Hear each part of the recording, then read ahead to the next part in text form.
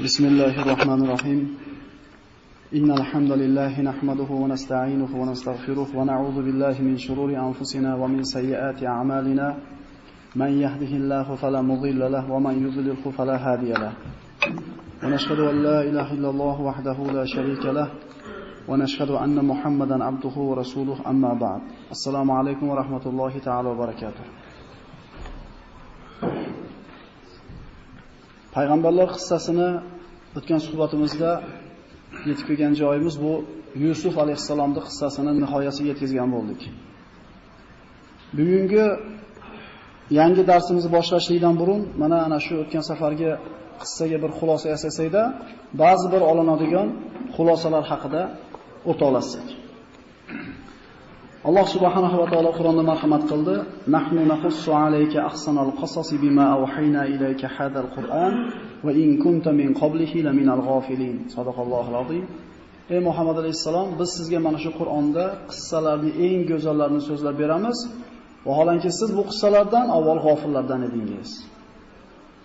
Ana shu Qur'onda zikr qilinayotgan qissalarda hammasi eng go'zal qissalar deyiladi. Lekin mana shu oyatni ayni o'zi Yusuf alayhisalom surasida tushgan bo'ldi. Yusuf alayhisalom surasi mana aytdik, boshqa qissalardan Yusuf qissasi boshqa qissalardan farqi shundaki, boshqa payg'ambarlarning qissalari Qur'onda sochiq yoyiq holatda kelgan. Masalan, Musa alayhisalom Qur'onni 73 ta o'rinda zikr qilingan. Ya'ni Musa alayhisalom hayotini bir jamlashlikka harakat qiladigan bo'lsak, bir muncha mehnat qilishimizga to'g'ri keladi. Ibrohim alayhisalom Qur'onda juda ko'p oyatlarda sochiq holatda kelgan qissasi.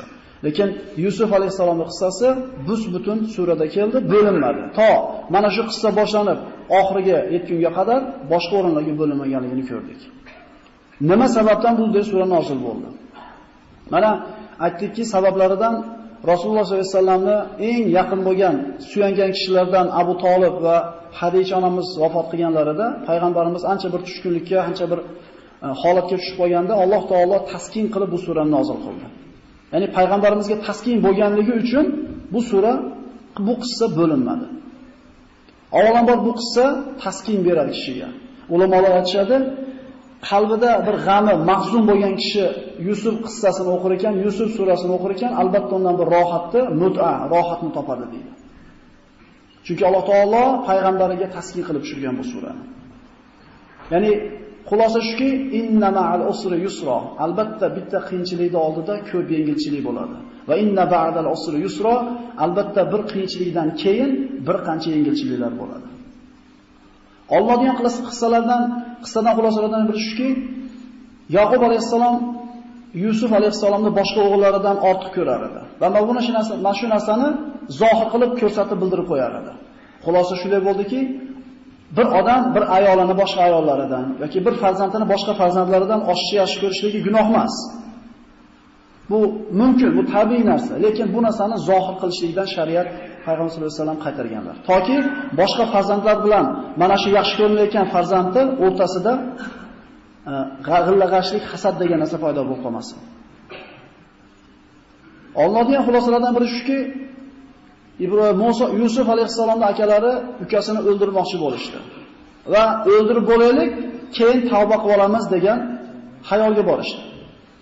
Ya'ni inson avval gunohni qilib turib, keyin tavba qilaman desa, gunohni qasd qilib, keyin tavba qilaman desa, tavbasi qabul bo'ladimi degan savolga ulamolar aytishadi, Allohning tavba eshiklari hech qachon yopiq bo'lmaydi. Bu tavba eshiklari kechasi gunoh qilganlarga kunduzi ochiq turadi. Kunduzi gunoh qilganlarga kechasi bilan ochiq turadi. Alloh tavba eshiklari hech kim yopishlikka haqqi yo'q. Lekin musibat nimada? Musibat ana shu gunohni niyat qilib olib, keyin tavba qilaman degan so'zni aytgan kishiga shunday bir so'z aytiladiki, ulgurmikansan ana shu tavba qilishlikka. Ya'ni gunohni qilib olding, endi borib tavba qilmoqchisan, qilib olayotgan paytingda Alloh taolo joningni olib qo'yishiga mumkin ehtimoli. Ya'ni inson tavba qilishlikka doim shoshilib turishligi kerak bo'ladi. Ertaga tavba qilib olaman, inninga bunday qilib olaman, hajga keyingi yil borib olaman, bu narsa ketmaydi. Olinadigan xulosalardan bittasi shu bo'ldiki, biz gunohdan o'zimiz saqlay olmaymiz o'zimizni. Wala takilna ila anfusina tarfata aynin wala aqalla min zalik duoda. Parvardigoro bizni o'zimizni o'zimizni holimizga bir ko'zi oldimizni ochib yummunchalik muddatga ham tashab qo'ymagin. Undan ozroq muddatga ham tashab qo'ymagin. Doim hifzi himoyangda saqlagin. Ya'ni insonga Alloh taolo bir lahza emas, 10dan bir lahza himoyasini olib qo'yadigan bo'lsa, inson tupurgisini yutib o'tkiza olmay qolishligi mumkin. Yurak urib qaytmay qo'yishi mumkin. Inson o'ziga katta baho berib, men unday qilib yuboraman, men bunday qilib yuboraman degan paytda mana shu narsani o'ylasin. Bir chimdim oshini yutib olishligi uni ixtiyoridamikin? Ba'zilar adashib qoladi bitta guruch. Nito tomonga ketib qoladi. Uch qo'rg'ondan ko'ramiz-a, ko'radigan narsamiz. Burnimizdan tushadi shu guruch. Bir dona guruch qancha azob beradi agar Alloh saqlamaydigan bo'lsa. Bir piyola suvni ichib olishlik qanday boylik bo'lsa, uni chiqarib olishlik xuddi shunday boylik. Biz hech qachon o'zimizni gunohdan o'zimiz saqlay olmaymiz agar Alloh tavfiq bermasa. Biz o'sha gunohni qilmaslikka, gunohdan o'zimizni ehtiyot qilishlikka harakat qilib birinchi qadamda bosamiz, mana shundan ehtiyot qiladigan xulosa Alloh. Shunday emasmi? Yusuf alayhisalomga ana shu vazirning ayoli tashlanib zinoga taklif qilgan paytda ma'azalloh, Alloh saqlasin dedi. Xohlamadi o'zi. Boshidan bunga qarshi edi. Alloh taolo yordamini berdi. Alloh nasib qilgan kuni bir kun namoz o'qiyman deb namozda Allohga tashab yurganlar ko'zini ochib olsin. Tasharman onasini ham. Bir kun nasib qilganda, insof berganda degan paytda insof qilaylik. Hadis qudusida keladi. Banda Alloh tomonga qarab birinchi qadamda bosar ekan, Alloh ikki qadam bosadi unga qarab. Banda men tomonga qarab yurib kelsa, men yugurib boraman, to bandamni yaxshi ko'rib qolgunimcha deydi. Birinchi qadam kimdan ekan? Insondan. Demak, ana shu gunohni qilmaslikka Yusuf alayhisalom boshidan tayyor edi. Gunoh qilishlikka boshidan qarshi edi. Shuncha Alloh taolo mo'jiza bilan quvvatlab qo'ymadimi u kishini? La ra burhan robbihi. Parvardigorning hujjatini ko'rmadimi? Banda Allohning mana shunday yordamiga, mana shunday ko'magiga loyiq edi. Alloh taolo mo'jizani ko'rsatdi. Hatto butun uydagi ana shu zodagonlarda ayollari o'zlarini zinoga taklif qilganda ham bundan omon eson chiqdi. Kimning yordami bilan? Allohning yordami bilan. Shuning uchun hech qachon inson o'ziga baho bermasligi kerak. Men javob beraman o'zimga. Men normal yurib kelaman 2 yil. Birodarlar, inson o'ziga hech qachon ishonmasligi kerak. Chunki Ismoil alayhisalom puliga, quvvatiga emas, o'zini ichidagi bor bo'lgan sabr degan sifatni ham satajiduni inshaallohu minas sobirin. Alloh xohlasa, otajon meni sabr qilganligimni ko'rasiz dedi. O'zidagi sifatga ham o'zi ishonmayapti. Alloh bersa chilayman deyapti. Inson o'zini kimligini bilsa, Robbisini kimligini taniydi. Robbisini kimligini tanisa, o'zini taniydi. Endi hech qachon inson o'ziga o'zi baho berib, o'zidan ketib qolmaydi. Olinadigan xulosalarning to'g'risi shu bo'ldiki, inson gunohdan tiyishlikka o'zi birinchi qadamda tashab harakat qilsin, Alloh tavfiq beradi u yog'iga. Alloh taolo guvohni gapirtirib qo'ymadimi? 5 yil yotgan bolani. Alloh taolo qodir ekan. Olinadigan xulosalardan musulmon erkak kishida izzat nafs, g'ayra deyiladi arab tilida. Shu narsa bo'lishi kerak. Ahli ayolani qizg'anishligi kerak. Rashq degan sifat bo'lishi kerak. Rashq degan sifat kerakmi, kerak emasmi degan har xil gazetalarda, har xil maqolalarda o'qib qolamiz. Bu sevgi belgisimi yoki qoloqlik belgisimi yoki taraqqiyot? Birodarlar, islomda rashq bo'lmagan erkak deyilmaydi. Yusuf alayhisalomga tashlangan vazirda ayoli fitnani o'zi qilganligi aniq bo'ldi. Eri buni ko'rdi. Fastaghfiri li zambiki fa innaki kunti minal khotiin. Sen mana shu qulga o'zing zinoga taklif qildingmi? Bor yo'qolda haydab yormadi, bir shapaloq urmadi. Hattoki Yusuf bilan xotinining o'rtasini ayirib ham qo'ymadi. Qolaverdi qanday bo'lsa shunday holat. Sen xato qilsan, sen xatoingga kechirim so'rab qo'y. Yusuf, sen buni esdan chiqar. Shu erkak kishining ishi. Bitta xo'roz 4 ta tovuqqa xo'rozlik qilayotgan bo'lsa, qo'shnining xo'rozi adashib kirib qoladi uyga. U siz uni sotib olib kelib qo'shib qo'ymaysiz. Adashib kirib qolsa nima qiladi? Birodarlar, hayvonlarda bor bu rashq qilishlik. Aristokratlarda hayot shu deyildi. Ularda rashq, izzat nafs, odomus degan narsaning qiymati yo'q. O'tgan safar aytdik, ruxsat bering, men vaz tushib kelay xotiningiz bilan. Qo'shib beraver, vaz tushib kelaveradi. Shumi? Bu hayvonlarda bo'lmagan sifat bu. Hayvon qizg'anadi bu narsani. Demak, musulmon erkak kishida albatta rashq degan sifat bo'lishligi shart. Alloh taolo jannatda eshik yozib qo'ygan deyiladi hadislarda. Sen dayuslarga haromsan degan. Diqqat qilaylik, e'tibor beraylik. Qizlarimizni, kelin opa-onalarimizni qanday kiyib chiqib ketayotganligiga. Ko'chada qonun ochib yurgan, pasidan, tevasidan kiyimini tortayotganlar siz bilan bizni qizlarimiz, siz bilan biz opalarimiz. Qiyomatda javob beramiz ular ustida. Bir odam bermish va ham nasihatni edi, taqvoli, juda zo'r, ham yo'q zo'r, lekin xonadonga borganda kamchilikni ko'rib yotibmiz. Iymon keltirganlar o'zingizlarda va xonadoningizlarda jahannam o'tidan saqlanglar demadimi? Siz o'zingizni saqlasangiz, xonadoningiz bu narsadan tiymaydigan bo'lsangiz, asqotmaydi. Va olinadigan xulosalardan bittasi shu bo'ldiki, Yusufga ana shu o'zini hoji ayoli tashlangan paytda bu xabar tashqariga tarqadida, aytishdiki, ana shu deylik zodagonlar, deylik aristokratlarning urug'larida aytishdiki, bu dedi o'zini quli bilan ham zino qiladimi, uyatmaydimi deyapti. Ya'ni zinoda o'zi ayb emas. Ya'ni o'shalar bilan chasan o'tirib kelib. Ha? Zinoda o'zi ayb emas. Qul bilan zino qilishligi ayb. Xuddi Lut alayhisolamning qavmida innahum munasun yatatahharun. Bu chiqaringlar bu Lut oilasini deyshti, Sodom qavmi. Bu nihoyatda pokiza odamlar bo'lib ketishdi. Ya'ni pokizalik ayb bo'lib qolyapti. Bu yerda zinoda o'zini ayb deyishmayapti, qul bilan zino qilish ayb deyilyapti. Falon joy bo'lsa tozalar bor edi. A'udhu billah.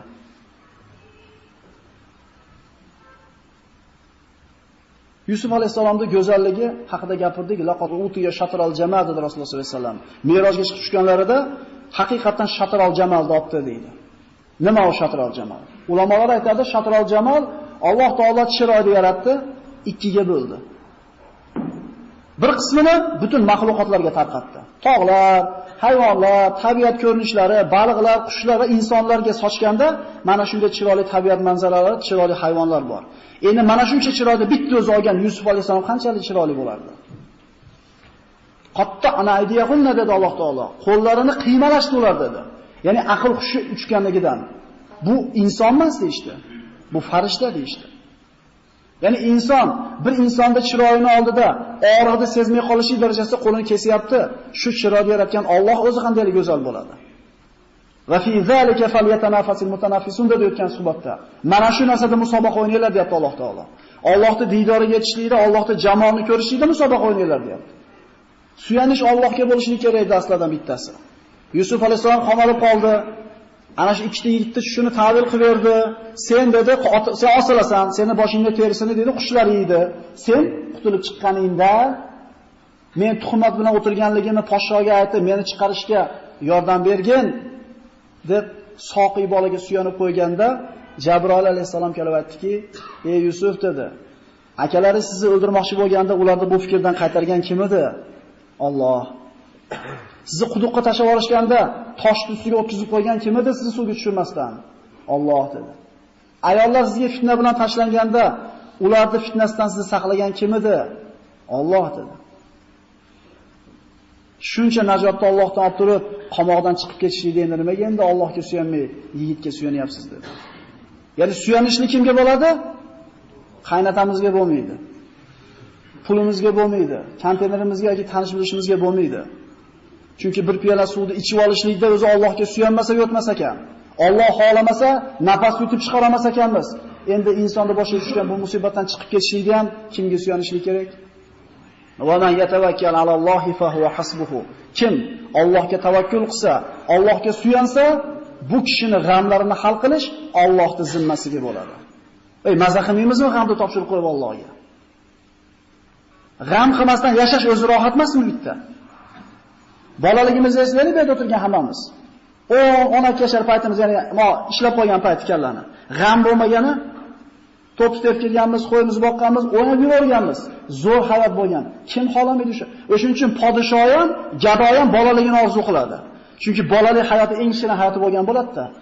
Qo'lida bor odam ham, yo'q odam ham bolaligini qo'msaydi. Chunki beg'am yashagan. Hayotda inson beg'am yashashi mumkin agar Allohga g'amlarni topshirib qo'ya olsa.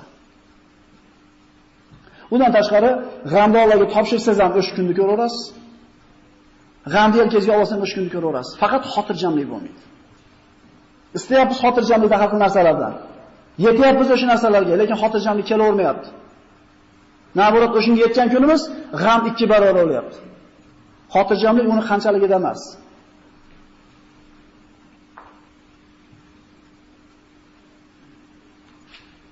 Va xulosani oxirgisi va eng asosiysi Alloh taolo Qur'oni Karimda marhamat qildi. Mana Yusuf alayhisalom ana shuncha imtihon, ana shuncha balolardan eson-omon chiqdi.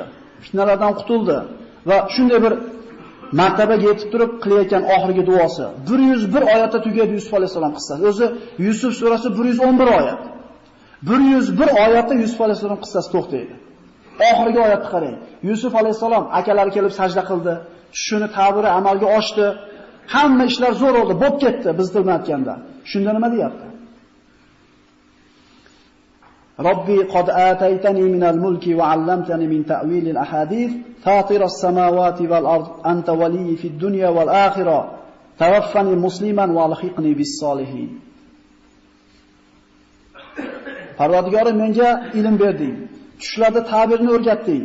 Osmon yerni yo'qdan bor qilgan Parvardigorim, sen meni dunyo oxiratda do'stimsan. Senga suyanaman, senga sig'inaman, boshqa birovga umid bog'lamayman. Qarang, shuncha ishdan chiqib turib, biz shu ishlarni qilib qo'ydik-da. Demasdan nima deyapti? Qo'rqyapti. Tavaffani musliman, musulmon holda jonim olgin.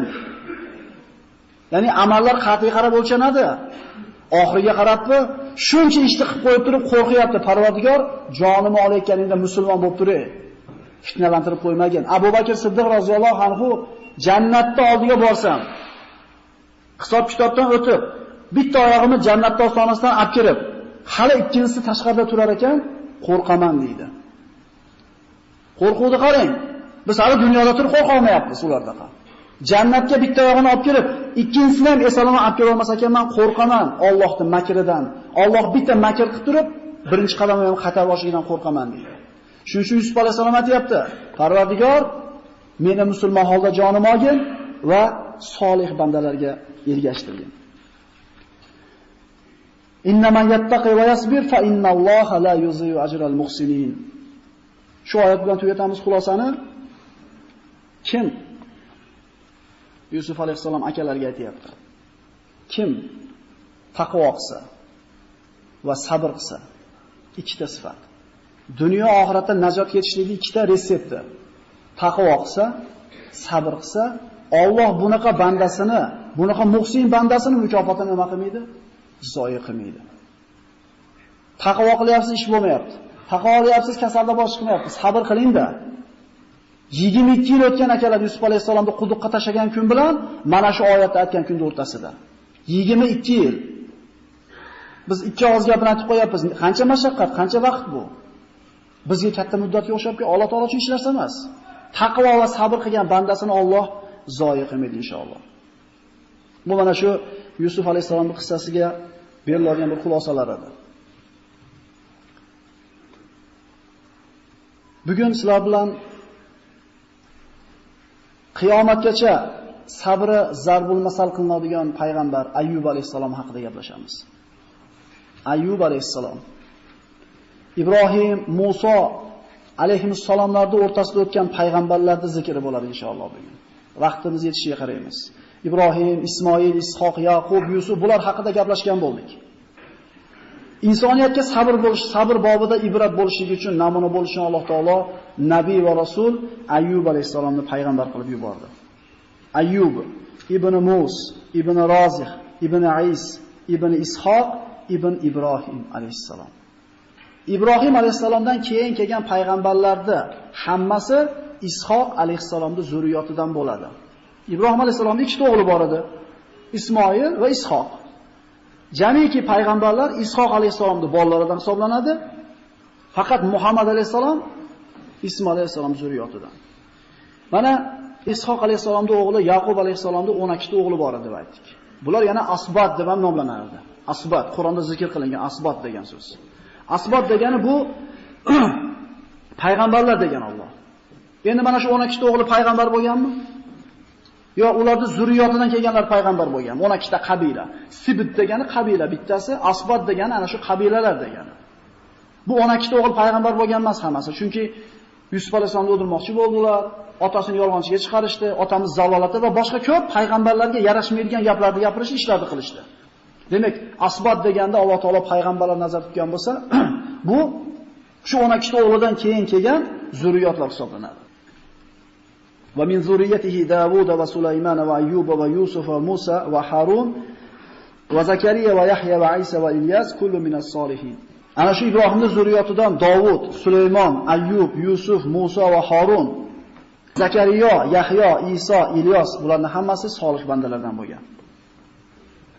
Ayyub alayhisolamda rasul ekanligi mana dalil quyidagi oyat bo'ladi. Niso surasining 160-oyati. Va wahayna ila Ibrohim va Ismoil va Ishaq va Yaqub va al-asbat va Isa va Ayyub va Yunus va Harun va Sulaymon va atayna Davuda zabura.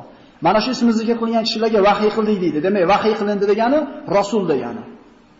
Nabiy bilan rasulni farqiga borib olaylik. Rasul Robbisi tomonidan vahiy keladi unga. Jabroil alayhisalom shariat olib tushgan, kitob olgan. Shariat olgan. Nabiy ana shu kishidan keyin kelib, o'zidan burungi rasulni shariatini davomchisi, da'vatchi desak, biz tilda osonroq tushunamiz.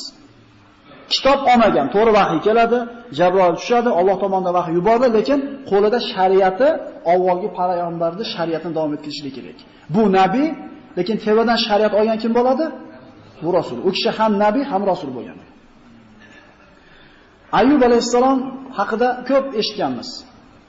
Bu yerda siz bilan biz gaplashadigan so'zlar faqat sahih manbalardan olinganligi uchun ba'zi sizlar kutgan mavzular bo'lmasa, ma'no aytmadi-yu degan narsa bo'lmasin. Chunki sahih, mana bu qissalarni boshlatganmiz, faqat sahih manbalardan olingan bu narsalar. Ya'ni Isroiliyot yoki isnodi zaif bo'lgan rivoyatlar, hadislar olinmagan. Ayyub alayhisalomni Alloh taolo Shomdagi Harron qavmiga payg'ambar qilib yubordi. Ayyub alayhisalomda agar ikki og'iz gap bilan aytadigan bo'lsak, bitta o'g'il bola Allohdan nima so'rashi mumkin bo'lsa dunyoda hammasini bergan edi. Kelishgan, yo'g'on jussalik, chiroyli odam edi. Moli dunyosi nihoyatda ko'p edi, yerlari katta edi, qullari ko'p edi, oshnaxonasi ko'p edi, 7 o'g'il, 7 qizi bor edi. Ya'ni bitta o'g'il bola Allohdan nimani so'rashi mumkin? Hammasi bor edi. Va payg'ambar. Endi aytamizda, o'sha yerga boshqa mavzularni olsak, shayton agar meni shunaqa Ayyubga erkalatib qo'yganingda, men ham shunaqa shukr qilardim, deydi Allohga. Alloh aytadi: "Ey layin, undan bu narsalarni olib qo'ysam ham shukr qilaveradi u bandam", deydi. Ya'ni biz aytamizda, bu uncha bo'lsa, qani shunday endi ham yo'g'in tekkiz bo'lsa, muammolar bo'lmasa, ham yo'g'in normalniy bo'lsa, namoz o'qiydi hamma. Deymizda. Namoz o'qi desangiz, "Men ishlarni tekizlab olay. Hajga boransam, qizimni chiqarib olib uylab olay. Astrokan tugatib olay." Bor o'sha narsalarimiz. Dunyoviy hayotimizdagi muammolarni ibodat qilishlikka ro'kash qilamiz. Qani shunday ham yo'g'im tekizsam men ham qilardim-da. Endi eshitib turaylik. Bu kishi yo'q bo'lgandan shunday bo'lavergan. O'shuncha Alloh bunaqa narsani beravergan bu bandasiga. Ya'ni bo'lib ketganimizda Alloh biladi, nima bo'ladi ahvolimiz. Rasululloh sollallohu alayhi vasallamning oldiga bitta odam keldi-yu, "Ya Rasululloh, kambag'alchilikdan qiynalib ketdim. Duo qiling, men ham odamlarga o'xshab yashay. Boyiydi o'di, seni shu turganing yaxshi senga" dedi. Duo qiling dedi, "Men o'zim ushab qolaman" dedi. Qo'y ko'payib ketdimi? Qissani bilamiz davomini. Nima bo'ldi? Rasulullohning zakotini olmadi, Hazrat Abu Bakr, Umar hech kim zakotini olmadi uni. Uni kambag'al bo'lib, Rasulullohni rozi qilib o'tgani yaxshi emasmidi? Qani shu pullar, qani shu qo'ylar? Ayyub alayhisolamda Alloh taolo insoniyatga sabr bobida ibrat bo'lish uchun qo'lidagi bor mol dunyosini olib qo'ydi. Bir daniga butun mol dunyosidan ayrildi. Kayfiyatini Alloh biladi. 7 o'g'il, 7 qiz birin-ketin vafot qildi ko'zini oldida. Bitta bolasini vafot qilganligi insonga qancha bir musibat bo'ladi. Yaqub alayhisolamni ko'rdik. Bitta bolasini o'lganiga emas, yo'qolib qolganiga yig'lab ko'zi ko'r bo'ldi. Lekin Ayyub alayhisalom 14 o'g'il qizdan bir vaqtda o'zi ajradi. Qayg'urgani yo'q. Moli dunyosini olib qo'ydi. Shu bilan imtihon tugamadi. Alloh taolo shunday bir kasalni berdiki, bu kasal u kishini turgizmay qo'ydi. Yurgizmay qo'ydi. Hatto kasal shunday rivojlandiki, go'shtlari badanidan ajrab tushib ketadigan kasalga uchradi. Bolasi o'lganda rozi bo'ldi. Moli dunyosi ketganda rozi bo'ldi. Sog'ligini olib qo'yganda ham rozi bo'ldi. Bir og'iz shikoyat qilmadi hech kimga. Hamma undan yuz o'girdi. Bir ikkita do'sti bo'lgan, uzoqlarda turib gaplashgan, yuqib qolmasin kasali deb. Keyin ular ham kelmay qo'ydi. Odamlar mana sen ishdan haydalding desa chiqib o'zini 10-etadan tashlab yuboryapti. Ya'ni firmasi bankrot bo'ldi desa o'zini osib qo'yapti. Subhanalloh. Bu nima belgisi? Ana shu puliga o'sha firmasiga sig'ingan emasmi uni? Subhanalloh. Puldan ayrilgan bo'lsa ham boshqa joydan turibdi-yu. Ya'ni ana shu odamlarning puli, ana shu odamlarning dunyosi qalbini to'risida o'shuning uchun o'zini osib olyapti. Ya'ni pulsiz yashash hojati yo'q deyapti. Hamma tark qildi, ana shu bir dona vafodor ayoli qoldi yonida. Erini yelkasiga opishib olib, shaharda turgizishmay qo'ydi. Hididan, kasallik yuqishligidan xavotir olishganligidan. Qaysi bir shaharga ko'tarib borsa, bu qishloqqa ko'tarib borsa, qishloqda bir chekkasiga o'tkazib qo'yib berini bir salqinga. Qo'lidagi bor dunyosini sarfladi. Yuntirdi, kiyintirdi, yedirdi, ichirdi, puli tugadi. Endi odamlarning uyiga borib kirini yuvib, eshigini shupurib, molini tayin tozalab, erini boqishlik bilan ovora. 18 yil o'tdi shunga. 18 yil mana shu holatda yashadi. Ayyub alayhisalom bir marta shikoyat qilmadi. Bir marta shifo ber demadi. Bir marta Parvardigor qiylandim demadi. Hatto xotiniga ham shikoyat qilmadi. O'shuning uchun bu sabr qiyomatgacha yashaydigan odamlarga zarbul masal bo'ldi. 18 yil ko'tarib yurgandan keyin 18 yil xotini bir kun aytdi. Axir siz Allohning payg'ambarisiz-ku, bir duo qilsangiz bo'lmaydimi? Qiylanib ketdim dedi. Bu 2 kun yo'g'ib qolsa, 2 kun go'sht yo'g'ib qolsa emas. 18 yil yelkasida ko'tarib yurib turib qiylanib ketdim. Ayol kishida duo qilsangiz Alloh ijobat qiladi-yu deganda Ayyub alayhisalom aytdiki, necha yil yaxshi hayot kechirdik dedi. 70 yoki 80 yil dedi ayol. Ayyub alayhisalom aytdiki, 80 yil yaxshi hayotda yashab turib, xuddi shuncha muddat baloda yashamasdan turib Allohdan shifo so'rgani uyalaman dedi. Biz gunohni qilib turib yana berdi o'ramiz. Oldilariga qo'ygan qadoqlarni olib turib, mana shu 2 yoshga baxt tilayapmiz. Birodarlar, gunoh qilib qo'yib turib so'ramayapmiz. Bu tilay nima? Duomi? Allohni rozi qiladigan ishni qilib turib so'ralmasmi buni haqqi mukofoti? Shundaymi? Ha, bola chiqsangiz mashinangizni eplab-seplab yuvib qo'yibdi. Dara 50 bering, pul kerak bo'lib qoldi dedi. Berasiz. Chunki sizni ko'nglingizni ovlashga harakat qilibdi u.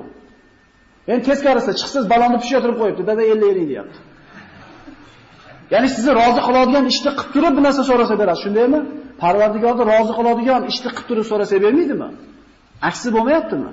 Gunohni qilib turib so'rayapsiz devadan. Ayyub alayhisalom 80 yil hali mashaqqatda yashamay turib so'ragan uyalaman men deydi. Deganda xotini shu so'rasa Alloh ko'taramikin shu musibatni degan maqsadda so'rovdi. Qachongacha bo'lmasa bu mashaqqat bo'ladi. Chidamaslik qilardi bu yerga. Bu yerda ancha-muncha erkak kishi qila olmaydigan ish bu. 18 yil ko'tarib yuribdi. Kasal bo'lgan otasiga 2 yil qarash musibat emasmi biz uchun? Tahorat usholmay qolayotgan onasiga qarashlik ish yo'q qizlar uchun. Ha? O'shuning uchun 2 kundan 3 kundan asmen qilamiz-ku, o'shaqa og'rigan ota-onamiz bo'ladigan bo'lsa. Og'riyapman deb ming'ilasa, kirgimiz kelmaydi-yu. O'shuning uchun ularning sabri, birodarlar, qiyomatgacha yashaydigan odamlarga zarbul masal bo'lgan ekan. 18 yil erini ko'tarib yuribdi. Ha, talaqini olib ketsa bo'laverardi. Endi Ayyub xotinida bu. Unaqa bo'lmaydi. Biznikilar o'zimizkilardaqa, o'shuning uchun unaqa bo'lmaydi. Taqvodi, ibodatni, bir zo'r narsani talab qilgan paytda o'zimizga qaraylik, o'zimizdan oshiqcha bo'lmaydi. O'zimiz kimmiz-ku, nimani orzu qilyapmiz? Shunda qachongacha bo'ladi bu narsa deb ozgina chidamaslik qilib qo'yuvdi. Ayyub alayhisalom aytdiki, Allohga qasam dedi. Alloh shifo bersa, 100 qamchi uraman seni, shu chidamasligingga dedi. Qanday qilib Allohning taqdiriga rozi bo'lmaysan? Mehnatda turibdi, rozi bo'lishing kerak dedi. Inson Allohning taqdiriga rozi bo'lsa ham o'sha kun, norozi bo'lsa ham o'sha kun, norozi bo'lib gunohkor bo'ladi. Nimani o'zgartirib qo'yadi norozi bo'lganingiz? Rozi bo'ldingiz. Shu narsa turibdi. Ajr olmaysizmi bunga? Mana bir rivoyatda keladi, bir musulmon bilan kofir baliq ovlagani chiqibdi. Kofir o'zini to'rini, o'zini xudosini atini aytib tashlabdi. Tortgan ekan, to'ldirib baliq chiqdi. Musulmon tashlabdi, Robbisini atini aytdi. Tortsa hech bola chiqmabdi. Kechgacha turibdi. Shomga borganda bir dona baliq tushibdi. Allohga shukr deb baliq tortayotgan ekan, tushib ketib qolibdi suvga. Mo'min quruq qaytibdi. Kofir to'liq qaytibdi. Shunda shu mo'minga biriktirilgan muakkal farishta Parvardigorning oldiga chiqibdi. Parvardigor mo'min banding, ertaga seni eslasa, seni halolingni halol, haromingni harom desa, shunaqa qilib qiynaysanmi? Bu kofir banding. Sendan boshqalarga ibodat qilsa, senga shirk keltirsa, shunaqa to'ldirib qo'yasanmi? Shunaqa bo'lib yuraveradimi? Mo'min bo'lmaydimi?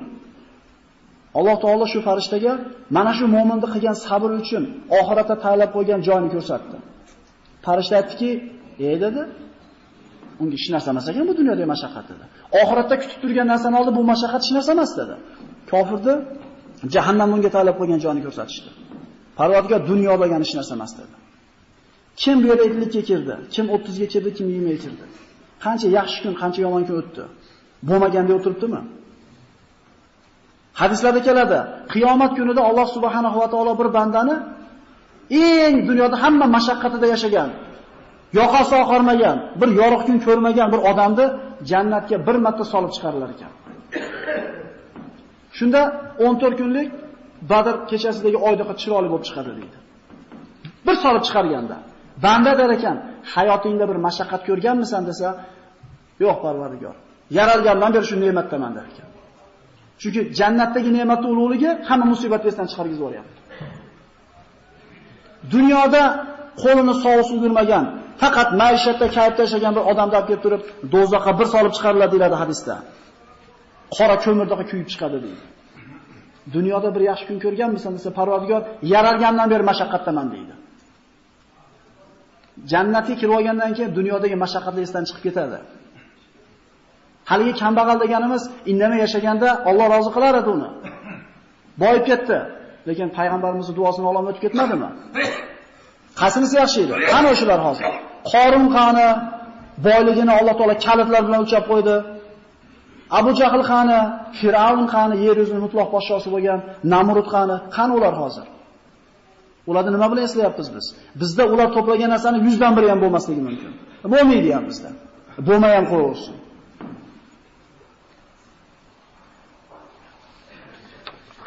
Ayyub alayhisalomning qissasidan Allohning qazosiga rozilik degan darsni olishimiz kerak. Eng katta bir oladigan xulosamiz. Abu Dardo roziyallohu anhu zo'r gapi bor ekan. Abu Dardo kim bo'lgan o'zi? Abu Dardo roziyallohu anhu Rasululloh sollallohu alayhi vasallam Makka ga, Madinaga hijrat qilib kelganlarida kofir bo'ladi. Uni do'sti bo'ladi Abdulloh ibn Ravoha. Badr g'azotidan qaytib kelyapti. Abdulloh do'sti Abu Dardo uyiga kiradi. Chaqirsa, yo'q, ertaga Abu Dardo turgan, puldor bo'lgan ekanlar. Shuga e'tibor berasizlar, puldor bo'lgan. Xudosiga sig'indi, atropalarni sepdi, matolarni yopib, tijoratiga chiqib ketdi, barakani so'rab. Orqasidan Abu Abdulloh keldida, ichkari kirib chiqsa ma'lummi deb ayoldan so'radi, ruxsat berdi. Chirdi, butini pachaqlab qo'yib ketdi. Abu Dardo qaytib kelsa, xudosini sindirib qo'yibdi. G'azab o'tiga menda qilichini oldi, Alloh hidoyat qildi. To'xta, ha bu Xudo bo'lsa o'zini nima himoya qila olmadi. Shu iymonga kelishiga sabab bo'ldi. Juda katta puldor bo'lgan. Iymonning mazasini, taqvoning mazasini, Allohga bo'lgan muhabbatning mazasini tushungandan keyin tijoratdan surib qo'ygan ekan chekaga. Aytgan ekanki, agar Rasululloh sollallohu alayhi vasallamning masjid bilan bir devor do'konim bo'lsa, kuniga 5000 dinordan foyda qilib tursam, 5 mahal namozni masjidda o'qib turib, shu tijoratni qilmayman. Zo'r sharoit. Nimaga unaqa qilmaysiz desa, namozda turganda qalbim dunyoda bo'lib qolar ekan. Hozir ertaroq chiqsam namozga, tasbihga o'tirmasdan nima bo'lib ketadi? Bitta klient kelib qoladi. To'g'rimi? Tabutag'o indallohi rizqo demadimi Alloh? Rizqni do'kondan istamaylar deyapti Alloh. Allohning huzuridan istaylar, ibodat qilib, shukr qilib deyapti. Ana, ma'no so'raladi rizq. U sababi bittasi. Abu Dardo roziyallohu anhu Himsga vali bo'ladi Hazrat Umar davrida. Uyga mehmon keladi.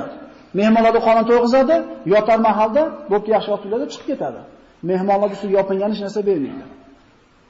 Ana shu mehmonlar ichidan bitta bir beti yo'rog'i Bu hech narsa bermadi-ku bizga. Men chiqib so'rab kelaman deb chiquvdi, Abu Dardo ham ustida yopinchiq yotibdi. Chaqirib turib, "Taqsir, uyda hech qanaqa jihoz yo'qmi?"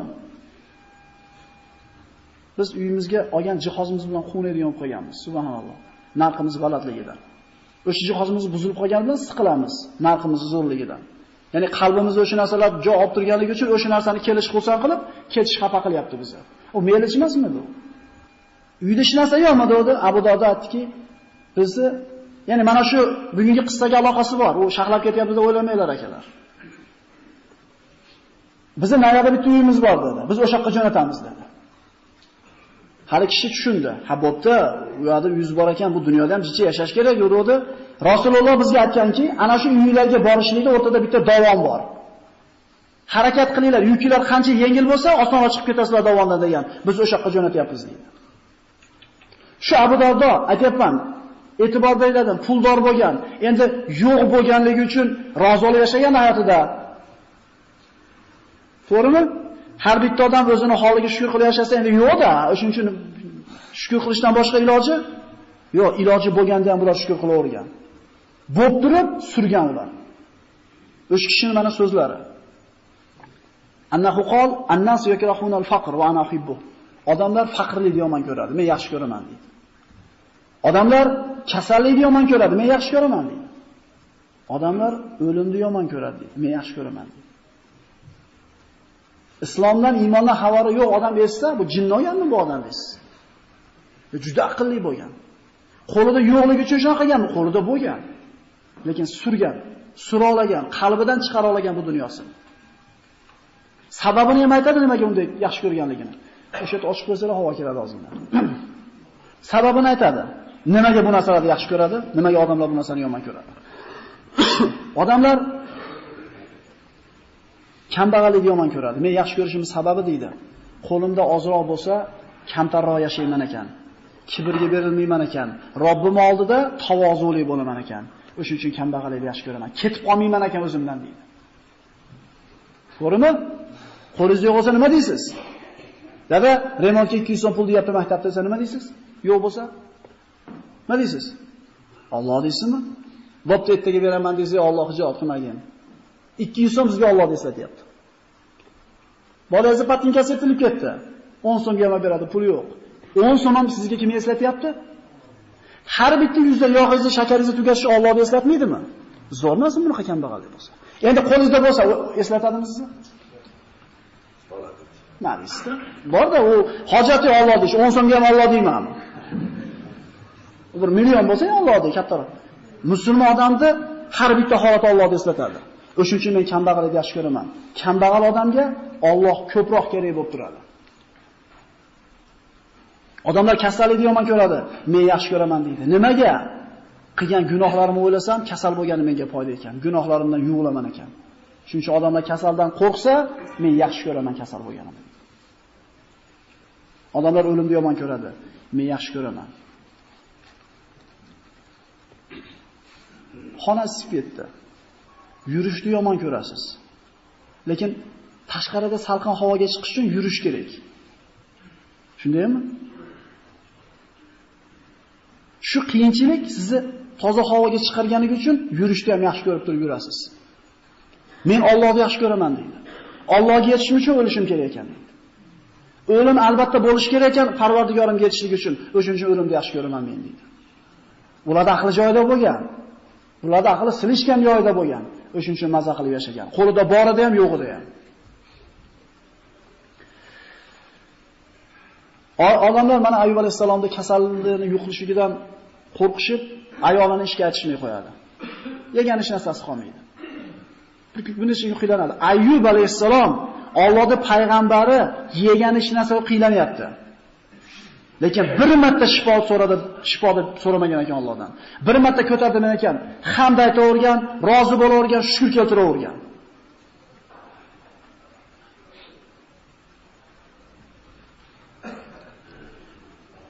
Ibn Mas'ud roziyallohu anhudan Rasululloh sollallohu alayhi vasallam marhamat qiladi. Salasun man ruziqhunna faqat ruziqa xayrud dunya val oxirah. Kimga dedi Rasululloh sollallohu alayhi vasallam? Alloh 3 ta sifatni bersa, 2 dunyoda dedi saodatga yetishibdi. Allohning qazosiga rozi bo'lishni bergan bo'lsa, Rozi bo'lish shunaqa boylikki, buni totib ko'rgan odam biladi. Rozi bo'lavering. Chiqdingiz, musibat kelibdi, mashinani o'g'irlab ketishdi. Rozi bo'lsangiz ham ketdi, rozi bo'lmasak, rozi bo'ling-da, xotirjamlik mazasini totib ko'rasiz. Chiqdingiz, lavozni sindirib qo'yibdi, qolpog'i sug'urib ketibdi. Rozi bo'ling-da. Buni mazasi boshqacha. Balo kelganda sabr bergan bo'lsa va rohatli kunlarida duoda bo'lsa, bu inson ikki dunyoda saodatga yetishibdi. Qazoga rozi bo'lsa, baloga sabr bo'lsa, ruhoda doiy bo'lsa. Ayyub alayhisalom ana shuni yegan narsa o'yilgan paytlarida kunlarda birida bir ozgina ovqat olib keldi. Hayron bo'ldi. Bu birodar xizmatini qildingizmi dedi. Yo'q. Qadam oldingiz? Aytmadi.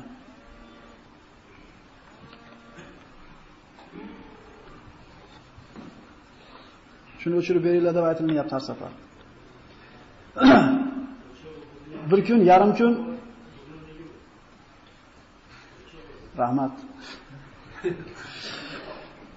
Yeb oldi ovqatni, tugadi. Bir ikki kun o'tgandan keyin yana taom olib keldi. Yana so'radi, "Xizmat qildingizmi?" "Yo'q, xizmat qilmadim." Turib oldi savolga javob berishini. Oxiri ro'molni yechuvdi. Birinchi kun sochini bir tomonini, ikkinchi kun ikkinchi tomonini sotib kelganligi aniq bo'ldi. Xotinini birodar xizmat qilib yurganligiga chidayotdi. Endi bu yerda izzat nafs degan muammo kelyapti. Bu endi chidaydigan narsa emas bu. Shunda endi holini aytish kerak bo'ldi 18 yilda. Lekin qaranglar birodarlar, nima deb duo qilgan ekan. Hozir hammamiz kallamizda taxminan turibdi nimalarni so'rashligi. Lekin u biz kallamizdagi narsa bo'lmagan ularning kallasi. Chunki qalbi boshqa odamlar bo'lgan ular. Ularda ramkasi boshqa bo'lgan, ularda o'lchovi boshqa bo'lgan. Dunyo ishida o'zidan pastga qaragan, din ishida o'zidan yuqoridagilarga qaragan. Bizda aksi. Din ishida o'zimizdan pastroqqa qaraymiz, dunyo ishida bizdan kattalarga qaraymiz. Hech qachon g'amimiz tuganmaydi bizni. Nimani so'ragan ekan? Musa alayhisalom Madiyanga qochib borganda o'zida yutida bitta odamni o'ldirib qo'yib, daraxtga o'tirib, "Robbi inni lima anzalta ilayya min khayrin faqir." Parvardigorim degan ekan. Menga oni ber, moni ber demagan ekan. Robbisiga shunaqa tamomiyat o'zini topshirganligidan, menga nima kerakligini o'zing bilasan, Robbim. Men seni menga tushiradigan yaxshiliklaringga muhtojman deb duo qildi. Atini aytmadi Allohga. Ba'zi topolmay qolamiz-a? So'rab bo'ldim shekilli. Arafatda bo'lgan hoji akalarimiz bomdoddan shomgacha turasizlar. Tugab ham qoladi so'raydigan narsa. Chunki biz bilamiz-da bizga nima kerakligini. Biz aniq bilamiz nima kerakligini. Imini o'shatdan bo'lsa, o'shanaqasidan bo'lsa, munosabatda bo'lsa. Ular o'ziga nima kerakligini ham aytishmagan ekan. Parvardigorim, sen menga tushiradigan yaxshiligingga muhtojman dedi Musa alayhisalom. Alloh taolo shunaqa yaxshilik berdiki, bilamiz u qissani unda kelgan inshaalloh.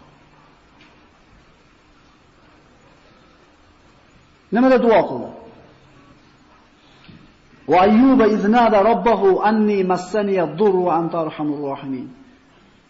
Ayyubning Parvardigoriga nido qilib, Parvardigorim, meni balo ushladi. O'zing rahim shafqat qiluvchilarning rahimlirog'isan deb iltijo qilganini eslang. Nimani so'rayapti bu yerda? Atini aytayaptimi? Menga musibat yetdi, ahvolimni ko'rib turibsan. Menga nima kerakligini men bilmayman, sen o'zing bilasan deyapti. O'shuning uchun Rasululloh sollallohu alayhi vasallamda ko'p o'qigan duosi Robbana atina fid dunya hasana va fil oxirati hasana va qina azobannar. Dunyoda ham yaxshilik ber, oxiratda ham yaxshilik ber, jahannam azobidan saqla. Yaxshilik degan so'z ostiga hamma kirib ketavergan. Biz aytamiz o'sha yaxshilikdan tashqari nima kerakligini. Ehtimol biz so'rayotgan narsada yomonlik bor. Ehtimol biz turgan holatda bizga yaxshilik bor. O'shuni yo'q qilishini so'rayapmiz Allohdan. Yaxshilikni so'raylik-da. Ehtimol o'sha kelgan narsa yaxshilik edi. Menga balo yetdi, menga shifo ber demadi. Menga musibat yetdi, sen rahimlilarni rahimliroqsan dedi. Ya'ni senga hojatim aytishimning hojati yo'q. Chunki meni holimdan sen xabardorroqsan deyildi. Va zikr abdana ayyuba idnada robbahu anni massani ash-shaytonu binusbi wa adab. Bizni bandamiz Ayyubni zikr qiling. Albatta Robbisiga nido qildi. Menga shayton yomonlikni yetkizdi. Albatta sen o'ziga tavakkul qildi. Ya'ni duoda vasharul laysa ilak. Yomonlikni Alloh yetkizdi deyilmaydi. Yomonlikni o'zimiz so'rab olamiz. Mana davomida keladi. Alloh bandasiga juda oshib mehribon ekan, yomonlikni ravo ko'rmas ekan, to banda o'zi so'ramaguncha bermas ekan bu yomonlikni. Qanaqa qilib so'raymiz ekan? Qilgan gunohlarimiz bilan. Ayyub alayhisalom mana shu 18 yil ichida xohlagan lahzasida duo qilsa Alloh ijobat qilar edi, lekin bir marta duo qilmadi. Mana davomini qarang. Uruk o'z berishlik. Hada muhtasalun baridun va sharob. Oyog'ingiz bilan yerda uring dedi. Suv chiqdi. Bu dedi, iching, yuvining dedi. Duo qilishligi bilan chiqarib berdi Alloh taolo. Demak, birodarlar, fa innama yattaqi va yasbir fa innalloha yuzillu ajral muhsinin. Taqvo qilib sabr qilsa, fa innalloha bas fa kalimasi bilasizlar mana sirazi degan biz aytganda, zudlik bilan duo qildi, taqvo bilan sabr qilgandan keyin suvni sirazi oyog'ini taydan bermadimi? Biz taqvo qilsak ham sabr qila olmayapmiz. Agar sabr qilsak taqvo qila olmayapmiz. Bu suvda iching va cho'miling dedi. Ulamolar aytadi, Ayyub alayhisalom suvni ichganda ichidagi dardlari ketdi, yuvinganda ustidagi dardlari ketdi. Ayoli qaytib keldi. Qaytib kelib topolmadi erini.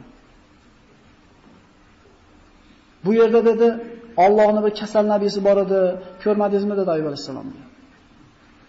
Allohga qasamki dedi, agar u sog' bo'lganda sizga dedi o'xshab ketardi dedi. Ya'ni xotini tanimay qolishlik darajasida o'zgardi lahzalarda. Ehtimol 15 minutga o'tib ketuvdi. Kelishiga tuzalib qoldi. Shuni ham tashab ketmagan ekan, qaranglar, subhanalloh.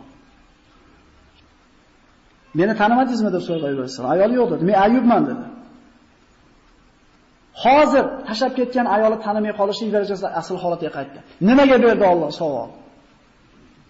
Kim taqvo qilsa va sabr qilsa, Alloh u kishining ajrini zoyi shuna qila olmayapti shekilda biz-chi.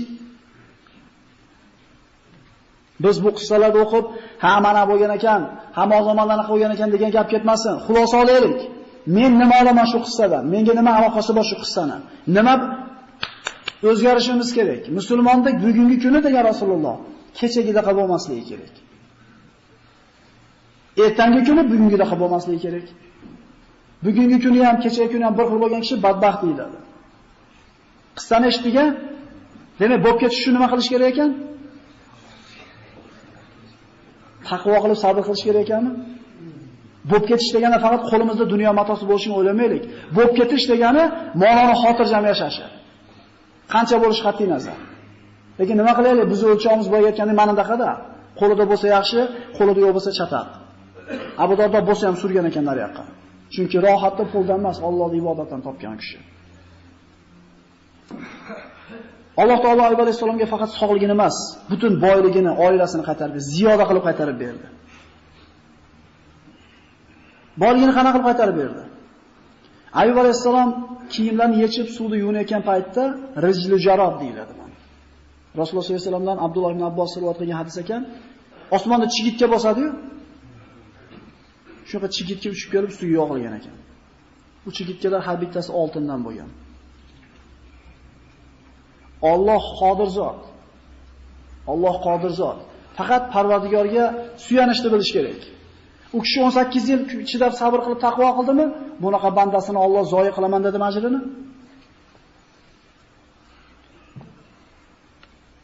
Yuni bo'lib etagiga terib qo'ygan ekan bitta-bittadan chachilganlarini. Shunda Ayyub alayhisalomga ot aytadi: "Ey Ayyub, axir men sizni boy qilib qo'ydim-ku. Ha terishtirma keragi bor desa, ha Parvardigor boy qilding, lekin barakang ham kerak edi menga" degan ekan. Ya'ni baraka ajridan nima qilyapman? Yig'yapman.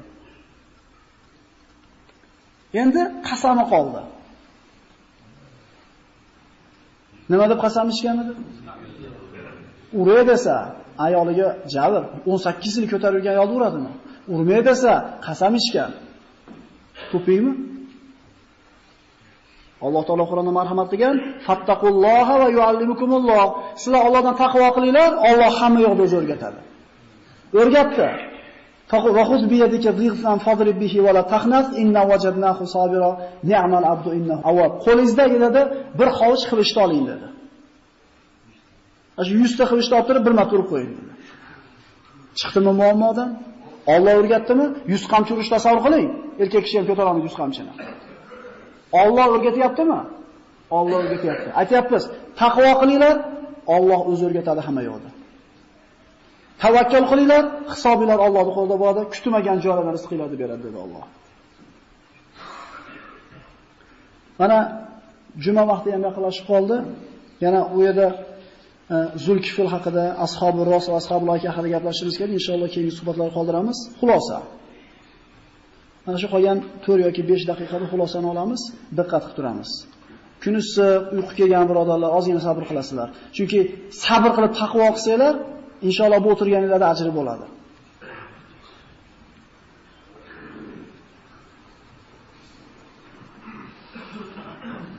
Imom Termiziy rivoyat qilgan ekan, Hasan Basriydan rahimahulloh, sahobalardan bir kishi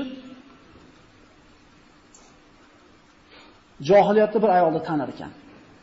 Islomga kelgandan keyin shu kishi sahoba hali ayol bilan ko'chada uchrashib qolib, ozgina gaplashib qolibdi-da, hali ayol ketibdi.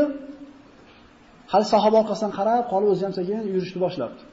Ko'zi hali ayolda qarab ketayotib turib, boshini devorga uryapti. Ozor chekibdi, ko'karibdimi, qonabdimi, xullas qiylanibdi. Rasulullohga aytganda aytgan ekanki, "Iza aradallohu bi'abdin khayron ajjala uqubatan zanbihi fid dunya." Alloh bir bandani yaxshi ko'rib qolsa, qilgan gunohini jazosini shu dunyoda berib qo'yadi, oxiratga qoldirmaydi degan ekan. Nimani tushundik? Qalpoqni o'g'irlab ketibdimi? Orqani qarang-da, bir ish bor. Bitta minus ketgan bizdan. Bomdod uxlab qoldik. Onamizga baqirib chiqdik. Qo'limizdan keladigan yordamni biroz so'rab turgan paytda bermadik. Bir gunoh qildikki, Alloh yaxshi ko'rgan bo'lsa nima qilar ekan? Uhud g'azotini eslaylik. Akalar, mang'izi xulosamiz bugungi darsimizga. Diqqat qilinglar, cho'kka tushib olinglar, chordana qo'yganlar. Rasululloh sollallohu alayhi vasallam Rumotga 50 ta kamonchini o'tkazib qo'ydimi? Nima dedi? Biz yutkizsagan qimirlamanglar o'rninglardan. Qirilib ketsagan turinglar, mendan buyruq kelmaguncha jilmanglar dedimi? To 50 ta kamonchi ana shu Rumot ustida turdi, 25 minutda tugagan ekan Uhud g'azoti. 25 minutda 7 marta bayrog'ini otargan ekan musulmonlar mushriklar. 7 marta. Yarim soatga qolmay urush tugadi. Musulmonlar yengdi. G'alaba naq bo'ldimi? Qachoniki musulmonlar Rasulullohni buyrug'ida turuvdi, g'alaba naq bo'ldi.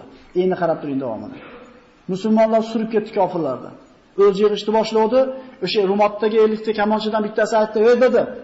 "O'ljadan qolib ketamizmi?" dedi. "Yuringlar olamiz" dedi. "Ey, Rasululloh nima degan? Esinglardan chiqmasin" desa, esliklari bo'lgan ekanda. Bizga o'xshab. "Yo, Rasululloh urush bo'layotganda jilmay turinglar" dedi. Urush tugadi.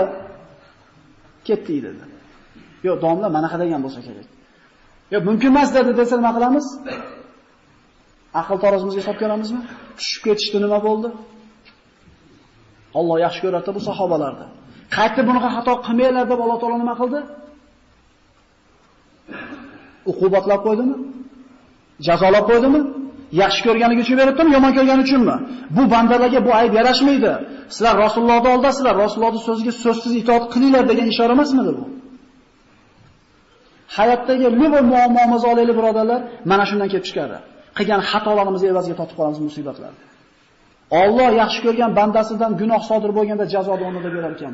Yaxshi ko'rganligi uchun ekan, yomon ko'rgani uchun emas. Bir odamlarni haqqini yeb ketayotganligi, zulm qilayotganligiga qaramasdan ishib ko'pirib chiroyli bo'layotgan bo'lsa, buni yaxshi deb o'ylamaylik. Alloh to'plamayaptimi unikini? Firavnning tishi ham ormagan ekan 100 yil yashagan bo'lsa. Ya'ni birorta gunohni yengillashligiga sabab bo'lmagan. Boshimizga kasal kelishi, molimizga, jonimizga ziyon yetishi Allohning mehribonligi bo'lyapti. Rozi bo'laveraylik shunga. Yusuf alayhisalom Allohga suyanishli o'rniga soqiy bolaga ishonib qo'ydi, necha yil qolib ketdi? 7 yil qolib ketdimi? Alloh yaxshi ko'rgan bandasidan xato bo'lganda nima bo'lar ekan boshiga? Musibat solar ekan. O'sha musulmon orqasiga qarasin. Ali ibn Abi Talib aytadi, Qur'ondagi eng umidbaxsh oyat qaysi bilasizlarmi dedi. Insonning qalbiga xursandchilik olib keladigan, umid tug'diradigan oyat qaysi bilasizlarmi dedi. "Va ma asobakum min musibatin fa bima kasabat aydikum va ya'fu an kafir." Sizlarga deyapti Alloh taolo, bir musibat yetsa, o'zingizlar qilgan ish sababli yetadi. Yana men ko'pini kechirib turaman deyapti Alloh. Agar mahluqotlarini, bandalarni qilgan gunohlariga o'rnida jazo bersa, yer yuzida hech narsani qoldirmasdim degan mazmunda oyatlar bor Sofot suralarida. Ba'zilarini toptirib qo'yaman, qaytishinglar uchun deydi. Yana ko'pini nima qilaman deydi? Demak, Xudo mehribon ekan, bandasiga yomonlik bermas ekan, banda o'zi so'rab olar ekan. Xudoyim bandasiga mehribondir, va lekin bandasi o'zi yomondir.